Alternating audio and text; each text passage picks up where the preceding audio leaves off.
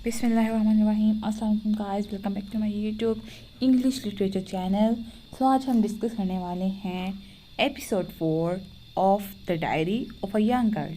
इसके 3 एपिसोड्स जो हैं वो मैं अपनी प्रीवियस वीडियोस में डिस्कस कर चुकी हूँ। अगर आपने नहीं देखा हो जल्दी से जाएँ और मेरे चैनल को सब्सक्राइब करें और उन वीडियोज़ को देखें and don't forget to press the bell icon for more updates. Thank you so much. Let's get start. ये सेक्शन स्टार्ट हो रहा है अक्टूबर 14 टू नवंबर 20 1942 से। इसमें क्या होता है कि हमने प्रीवियस वीडियो में पढ़ा 3rd एपिसोड में कि एन जो है वो रिकॉल करती रहती है फ्रेंच के कुछ वर्ब्स को, 5 सेंटेंसेस को। तो हम देखते हैं इस एपिसोड में कि किस तरह एनी जो है अपने आप को स्टडी में बिजी रखती है। वो मैथ्स पढ़ती है, वो फ्रेंच पढ़ती है, वो हिस्ट्री पढ़ती है और स्टोरीज भी पढ़ती है। और फिर वो अपनी बताती है कि मैं अपनी मदर और अपनी सिस्टर के साथ रहती हूँ, लेकिन फिर भी मैं अपने आप को अलोन फील करती हूँ। इस वजह से वो अपना ज़्यादातर टाइम जो है वो स्टडी में अपने आप को बिज़ी रख कर गुजारती है। फिर वो बताती है कि हम दोनों बहनों को डायरीज़ लिखने का बहुत शौक़ था।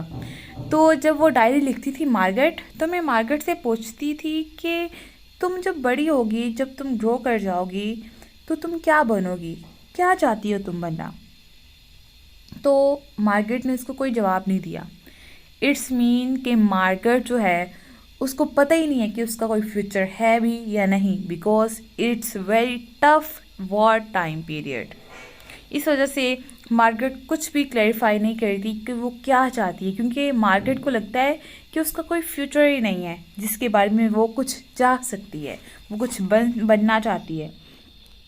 तो एक दिन एने लिखती है कि एक दिन तमाम एनेक्स में रहने वाले लोग डर गए, क्योंकि जो एक वर्कर के फादर मिस्टर विस्कोजिल ने एक बुक केस बनवाया था, उस बुक केस पर कोई हलचल हो रही थी।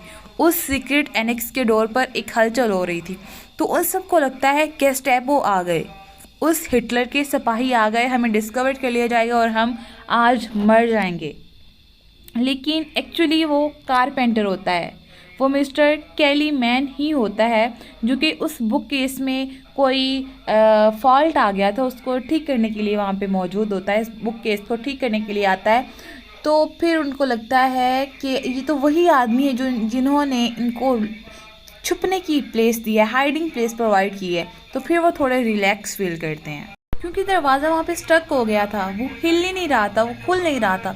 इस वजह से वहाँ पे कारपेंटर की ज़रूरत थी। तो इस वजह से उन्होंने वो बुक केस जो है उसकी मरम्मत करवाने के लिए वहाँ पे कारपेंटर बुलाया था।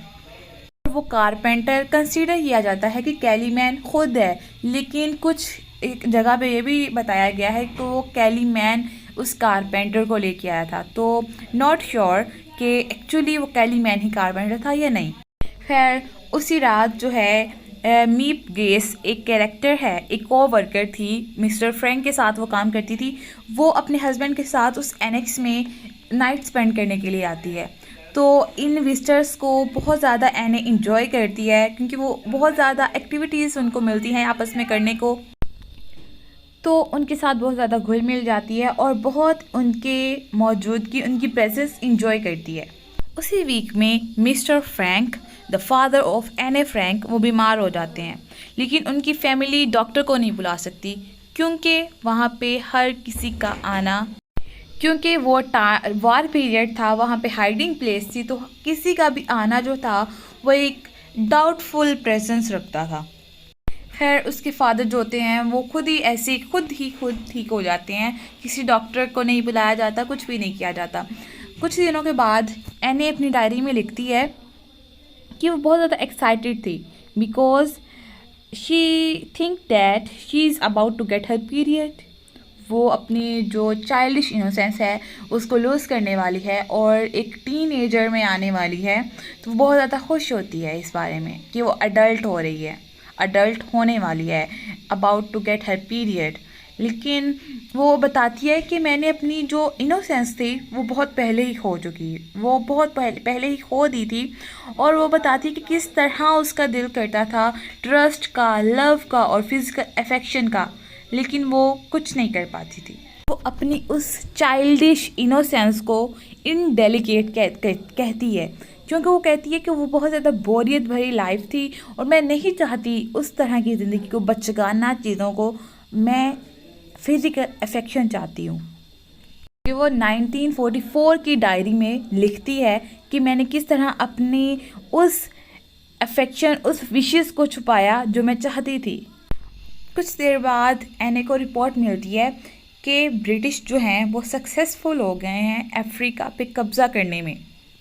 तो वो बहुत एक मशहूर फ़िलासफ़र की एक कोटेशन याद करती है कि the beginning, the end of the beginning, कि किस तरह अब ह्यूमैनिटी जो है उसका ख़ात्मा होने लगा है, किस तरह जो इंसानों ने शुरुआत की थी अपनी नई ज़िंदगियों की, उनका एंड होने वाला है। उसके बाद बताया जाता है कि मिस्टर फ्रैंक जो है वो रिकवर हो जाते हैं और जो पीटर होता है वो 16 ईयर्स का हो जाता है।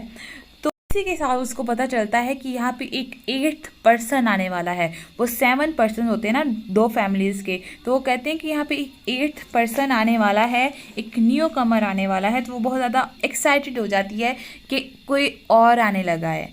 उसको एक्चुअली यही लगता है कि शायद वो कोई यंगर बॉय होगा या कोई अट्रैक्टिव पर्सनैलिटी होगी, लेकिन बाद में पता चलता है कि वो मिस्टर डसल थे, एक डेंटिस्ट थे और वो मैरिड थे with a Christian women. Mister Dussel जो थे वो ज्यू थे, लेकिन उनकी जो वाइफ थी वो क्रिश्चियन थी। सो इस वजह से वो वहाँ पे उसके साथ हाइडिंग प्लेस में नहीं आई छुपने के लिए, क्योंकि क्रिश्चियंस को कोई ख़तरा नहीं था, सिर्फ ज्यूज़ को ख़तरा था। और वो दोनों डाइवोर्स हो गई थी, इन दोनों के दरमियान वो सेपरेट रहते थे। खैर मिस्टर रसल जो है वो एक डेंटिस्ट थे, तो वो कहते हैं मिप और गिस को कि आप मुझे अभी ना लेके जाएं, अभी मेरी अपॉइंटमेंट रहती हैं लोगों के साथ, तो मैं उनको देख लूँ, उनकी जो है वो उनका ट्रीटमेंट कर लूँ, तो उसके बाद चलते हैं। खैर मिस्टर मिप और कैली मैन जो हैं उनकी अपॉइंटमेंट्स के बाद उनको उस हाइडिंग प्लेस तक ले जाते हैं और वहाँ पे वो एनेक्स में सब फैमिलीज़, जो 2 फैमिलीज़ थी वहाँ उनके साथ मिलता है। और एनेक्स जो है उस आदमी से बहुत ज़्यादा मुतासर होती है। वो कहती है वो बहुत ज़्यादा इंटेलिजेंट था और उसने अपना रूम भी इसके साथ, एने के साथ शेयर किया था फॉर स्टडी, ठीक है, क्योंकि वो उसके रूम में एक टेबल था, एक लैंप था, तो वो चाहती थी कि मैं सैटरडे एक वीक में एक दिन जो है वहाँ पे आके पढ़ सका करूँ, स्टडी कर सका करूँ। तो उसने उसकी परमिशन उसको दे दी। मिस्टर टर्सल बहुत ज़्यादा हैरान होता है, सरप्राइज रह जाता है देखने के बाद कि हमें तो पता चला था कि फ्रैंक की फैमिली जो है वो बेल्जियम चली गई है। तो ये फॉल्स र्यूमर्स जो थी गेस्टापोस का ध्यान भटकाने के लिए फैलाई गई थी, क्योंकि फ्रैंकफर्ट जाने माने ज्यूज थे और सभी गेस्टापोस उनके पीछे पड़े हुए थे। इस वजह से उनको कभी कहा जाता था वो स्विट्ज़रलैंड चले गए हैं, कभी बेल्जियम चले गए हैं, लेकिन एक्चुअली वो सीक्रेट एनेक्स में हाइडिंग प्लेस में वहाँ पे थे। मिस्टर डसल बताता है कि कैसे आप लोगों के जाने के बाद चिल्ड्रंस को, वीमेंस को, वहाँ पे जर्मनी में रहने वालों को और एने के फ्रेंड्स को मार दिया गया, कत्ल कर दिया गया। तो एने बहुत ज़्यादा दुखी हो जाती है और वो सोचती है कि मैं कब तक यहाँ पे एक क्राइंग गर्ल बन के रहूँगी। अब मुझे ग्रो अप करना चाहिए, मूव ऑन करना चाहिए, मुझे इन खबरों पे सैड नहीं होना चाहिए, बिकॉज इट्स वॉर पीरियड और इस टाइम में यही सब कुछ होता है। और वो कहती कब तक मैं अकेली तन्हा इस एटिक में, इस सीक्रेट एनेक्स में अपनी इस गमों को लेके अकेली और नाखुश रहूँगी। और इसी के साथ हमारी आज की वीडियो एंड हो जाती है। दुआओं में याद रखिएगा और मेरे चैनल को सब्सक्राइब करेगा and like and share with your friend and drop a comment if you want the next episode of The Diary of the Young Girl. Thank you so much. Allah Hafiz.